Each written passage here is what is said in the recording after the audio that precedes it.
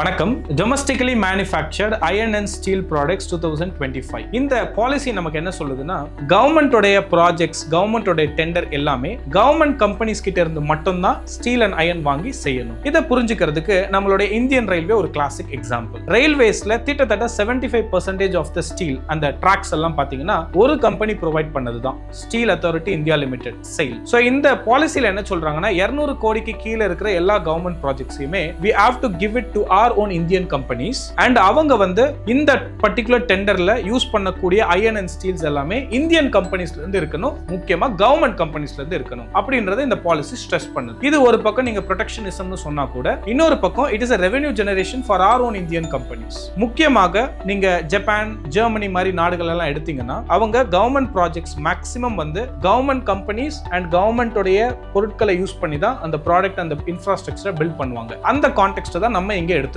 So இந்தியால முக்கியமா 200 crores-க்கு கீழ இருக்கிற ப்ராஜெக்ட்ஸ்ல எல்லாத்துலயுமே கவர்மெண்டோடைய கம்பெனிஸ் யூஸ் பண்ற ப்ரொடியூஸ் பண்ண அயர்ன் அண்ட் ஸ்டீல்ஸ் தான் யூஸ் பண்ணணும் அப்படின்றது இந்த பாலிசி நமக்கு சொல்லுது. சோ ஒரு யூபிஎஸ்சி ஆஸ்பிரண்டா நீங்க ப்ரொடெக்ஷனிசம் பத்தி படிங்க. ஒரு எகனாமிக் டெவலப்மெண்ட்டுக்கு ஒரு இந்தியன் ப்ராடக்ட்டை ஒரு இந்தியன் கம்பெனி யூஸ் பண்ணும்போது அதோட அட்வான்டேஜஸ் பத்தி நீங்க படிக்கணும். நன்றி.